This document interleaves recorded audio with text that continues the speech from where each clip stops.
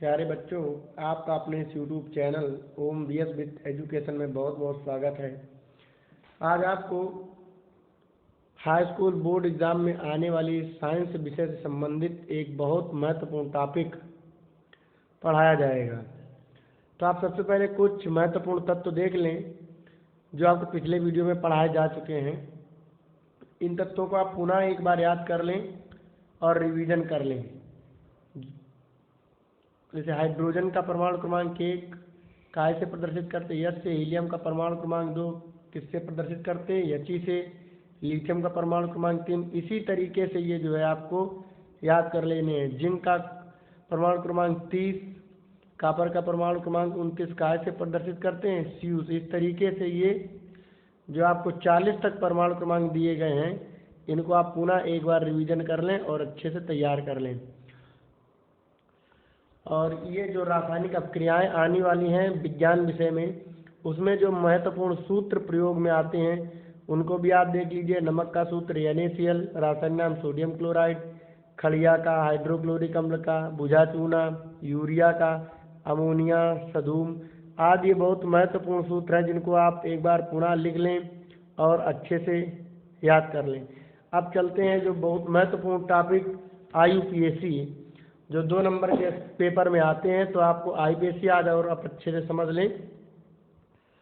तो आप देख रहे हैं कि बहुत सारे IUPAC कार्बनिक यौगिक दिए गए हैं जिनके IUPAC बनाने हैं।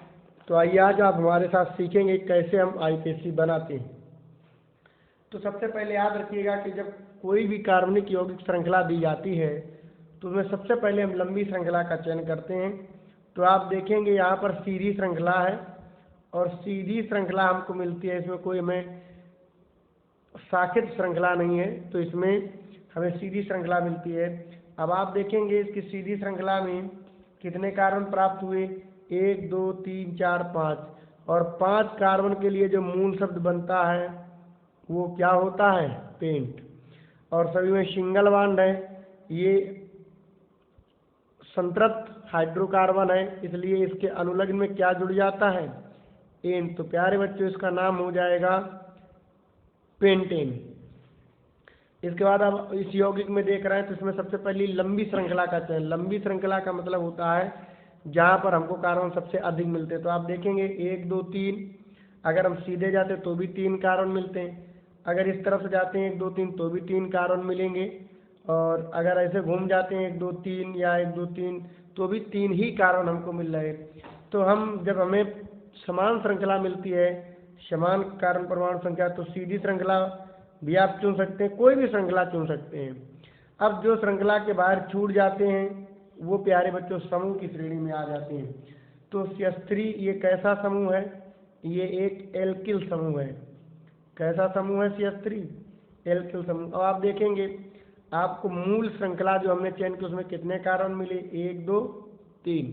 तो मूल श्रृंखला में कार्बन आपके पास है 3, इसलिए यहाँ से नंबरिंग करेंगे 1 2 3, चाहे आप इधर से नंबरिंग करें चाहे इधर से, क्योंकि अगर इधर से नंबरिंग करेंगे तो भी 2 पर हमको समूह जुड़े हैं, इधर से नंबरिंग करेंगे तो ही 2 पर समूह जुड़े हैं। तो जब समान दूरी पर समूह जुड़े होते हैं तो हम नंबरिंग किधर से भी कर सकते हैं, अंकन किधर से भी कर सकते हैं। तो मूल श्रृंखला में आपको कार्बन कितने मिले? मूल श्रृंखला में कार्बन आपको मिले 3, तो 3 के लिए मूल शब्द क्या होता है? प्रोपेन। सिंगल बॉन्ड लगा इसलिए प्राथमिक अनुलग्न इसका क्या बन गया? एन। तो इसका नाम क्या हो गया? प्रोपेन। और आप देख रहे हो कि 2 बार CH3 समूह जुड़ा है, किस अंक पर जुड़ा है? 2 2 पर, तो 2 2 और 2 बार CH3 जुड़ा है तो डाई, और क्या लगता है CH3 के लिए? मेथिल लगता है। तो प्यारे बच्चे 2 2 डाई मेथिल प्रोपेन इसका नाम हो जाएगा। इसके बाद आप देख रहे हैं कार्बनिक यौगिक है CH2 डबल बॉन्ड CH2। तो आप देख रहे हैं इसमें कितने कार्बन है? इसमें कार्बन है 1 और 2। तो 2 कार्बन के लिए क्या लगता है? 2 कार्बन के लिए मूल शब्द 8, डबल बॉन्ड है तो डबल बॉन्ड के लिए क्या जुड़ता है अनुलग्न में? इन। तो इसका नाम हो गया एथीन।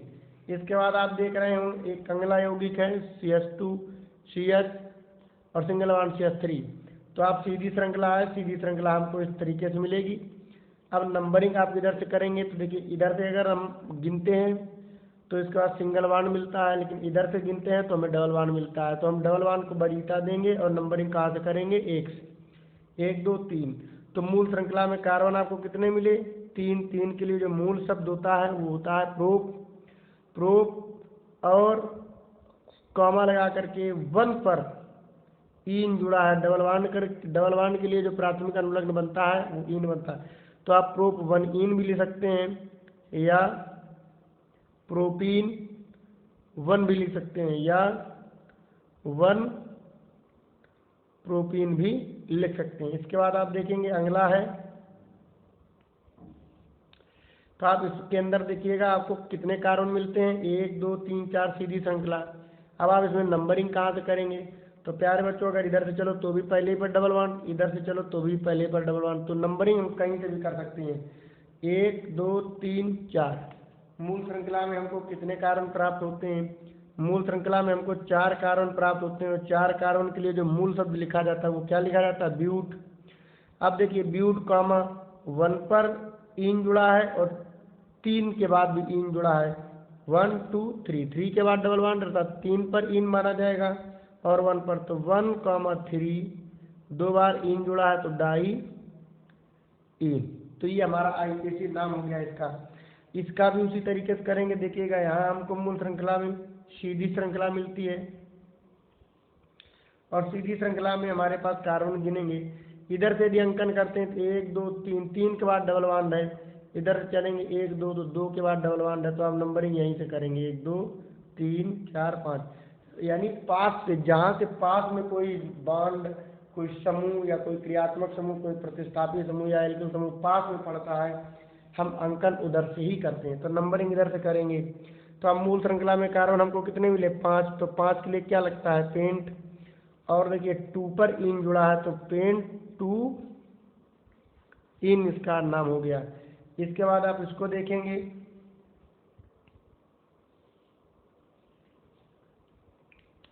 तो ये हमारा हो गया जाकर के। अब नंबरिंग कहाँ से करेंगे, इधर से करेंगे 1 2 3, क्योंकि इधर से करते हैं तो सिंगल बॉन्ड मिलता पहले पर, इधर ट्रिपल बॉन्ड, तो ट्रिपल बॉन्ड को वरीयता देते हैं। तो मूल श्रृंखला में 3 कार्बन मिले, 3 कार्बन के लिए लगता है प्रोप। और देखिए 1 पर आइन जुड़ा हुआ है तो प्रोप 1 आई। तो इसको आप इस तरीके से भी लिख सकते हैं या आप प्रोपाइन 1 भी लिख सकते हैं या 1 प्रोपाइन भी लिख सकते हैं। 3 तरीके से लिख सकते हैं। इसके बाद आप देख रहे होंगे इसी तरीके से ये वाला भी बनेगा 1 2 3 4। तो 4 कार्बन के लिए क्या बनेगा, ब्यूट।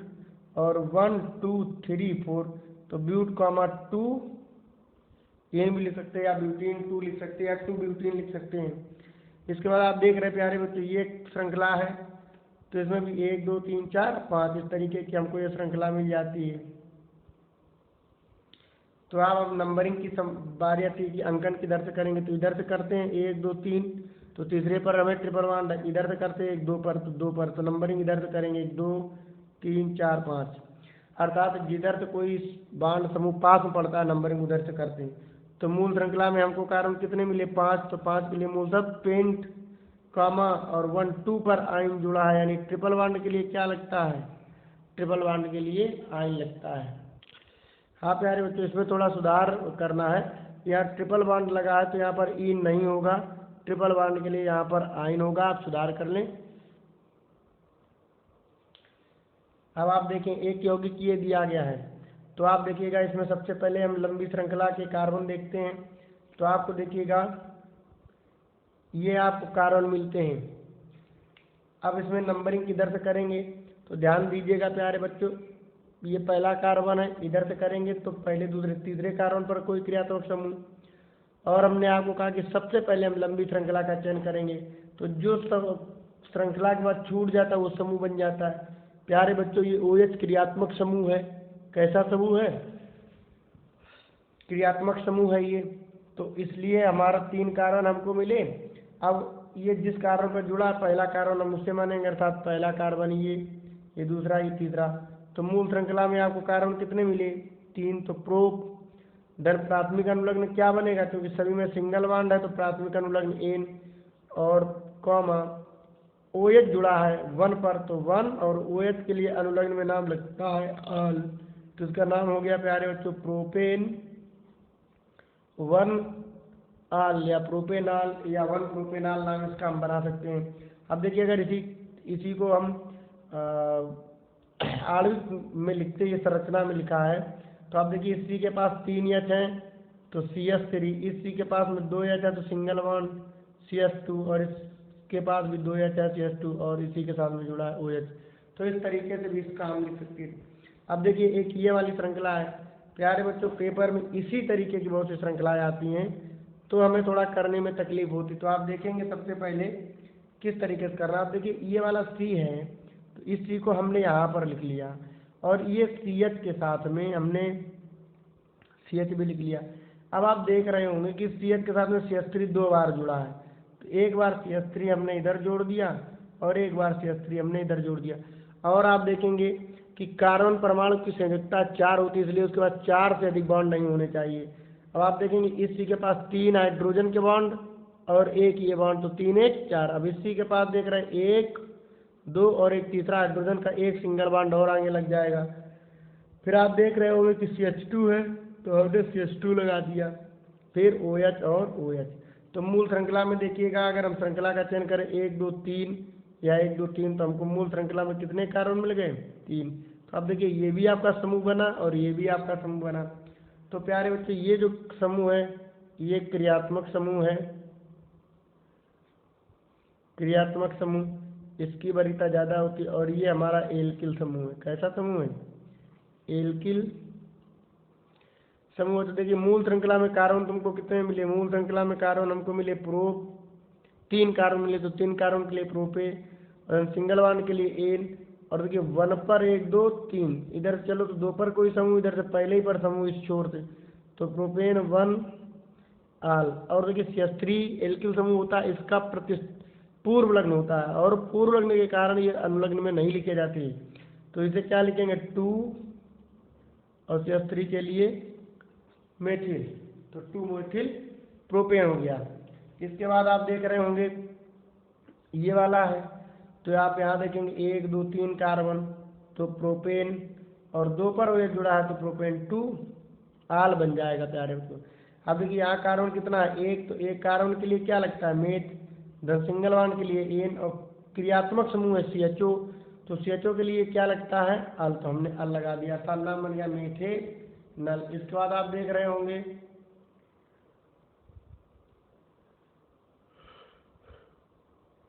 तीसरा यौगिक है CH3 CHO CH2 single bond CHO। आप देखेंगे यहाँ पर हमको कितने कार्बन मिलते हैं, यहाँ पर हमको 3 कार्बन मिलते हैं तो 3 कार्बन मिलते हैं 1 2 3 तो 3 कार्बन के लिए क्या लगाएंगे प्रोप धन सिंगल बॉन्ड एन और CHO क्रियात्मक समूह है जिसके लिए अनुलग्न में नाम लगता है अल, तो ये हो गया प्रोपेनल या 1 प्रोपेनल कर सकते हैं, प्रोपेनल 1 भी कर सकते हैं क्योंकि CHO 1 पर जुड़ा है। अब आप इसके लिए देख रहे होंगे तो इसको भी मिला करके लिखेंगे तो आप देखेंगे ये CH3 बन जाएगा, सिंगल बॉन्ड ये CH2 बन जाएगा और ये बन जाएगा प्यारे बच्चों CHO। तो आप देखेंगे यहाँ पर कितने कार्बन हमको मिल रहे हैं 1 2 3 कार्बन के लिए प्रोपेन और CHO क्रियात्मक समूह के लिए अल तो बराबर हो गया प्रोपेनल। अब आप देख रहे हैं इस चीज में तो अब देखिए इस वाले IUPAC में थोड़ा कठिनाई समझिएगा। क्या होता है प्यारे बच्चों, जब भी कोई क्रियात्मक समूह ऐसा क्रियात्मक समूह जिसमें कार्बन उपस्थित हो तो उसी कार्बन को हम पहला कार्बन मानते हैं और इसके बाद में जिधर लंबी श्रृंखला मिलेगी हम उधर ही को चले जाएंगे। ये याद रखिएगा कि यदि कोई ऐसा क्रियात्मक समूह उपस्थित हो जिसमें C हो तो आप उस कार्बन को पहला कार्बन मानेंगे। तो अब देखिएगा यहाँ से हम श्रृंखला चाहे इधर को बना लो और चाहे इधर से घूम के इधर भी बना सकते हैं क्योंकि इधर से चलने के बाद 1 2 3 कार्बन 1 2 3 कार्बन। तो देखिए चाहे किधर से घूम जाओ और जो छूट गया वो हमारा समूह बन गया।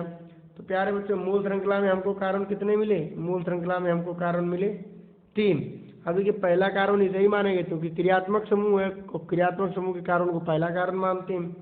तो प्रोप और सिंगल बॉन्ड के लिए एन और 1 पर जुड़ा है अल तो प्रोपेन 1 अल, और ये 2 पर जुड़ा है मेथिल तो 2 मेथिल, CH3 के लिए लगता है मेथिल। इसके बाद आप देखेंगे ये, तो इसमें 3 कार्बन नजर आ रहे हैं, तो प्रोपेन 1 2 3, और CO क्रियात्मक समूह जिसके लिए ओन लगता है तो ये नाम हो जाएगा प्रोपेनून। यहाँ देखेंगे आप इस समीकरण में 1 2 3 4 5 कार्बन के लिए क्या लगता है पेंट, धन क्या है सभी में सिंगल बॉन्ड है तो पेंटेन, और 1 2 3 पर इधर चलो तो भी क्रियात्मक समूह 3 पर, इधर से चलो तो भी क्रियात्मक समूह CO है तो 3 ओन बन जाएगा पेंटेन एन, पेंटेन 3 ओन, या पेंटेन, या आप इसको हम लिख सकते हैं पेंटेनोन 3, ऐसा भी लिख सकते हैं, या इसको हम 3 पेंटेनोन भी कर सकते हैं, पेंटेनोन भी कर सकते हैं। अब देखिए ये वाला है तो ये क्रियात्मक समूह लंबी श्रृंखला का चयन इस तरीके से करेंगे, तो आप देखेंगे इसमें इधर चलो 1 2 3 4 पर कोई समूह, इधर चलो तो 1 2 3 4 5 दूसरे पर कोई समूह, तो मूल श्रृंखला में कार्बन है 5 तो 5 के लिए रखा है पेंट, धन सिंगल बॉन्ड के कारण एन तो पेंटेन, और देखिएगा 2 पर ओन जुड़ा है तो 2 ओन बन जाएगा प्यारे बच्चों। इसके बाद आप देख रहे हैं इसको मिला करके लिख देंगे तो ये बन जाएगा प्यारे बच्चों HC और OOH। तो आप कार्बन आप देख रहे हैं एक है मेथ, COOH क्रियात्मक समूह है जिसके लिए लगता है ओइक अम्ल, तो ये हो गया मेथेनोइक अम्ल। अब आप देख रहे हैं इसमें कार्बन कितने हैं 2, 2 के लिए क्या लगता है 8, सिंगल बॉन्ड के कारण एन लगेगा है ना, और COOH क्रियात्मक समूह जिसके लिए ओइक अम्ल लगेगा, क्या लगेगा जा करके ओइक अम्ल, तो इसका नाम हो गया प्यारे बच्चों एथेनोइक अम्ल, एथेनोइक अम्ल। अब देखिए अगला हमारा आ जाता है, इसको मिला करके प्यारे बच्चे लिखेंगे हम, तो आप देखिएगा इसको लिख सकते हैं CH3 सिंगल बॉन्ड C, और ये क्रियात्मक समूह है जिसको हम लिख सकते हैं COOH।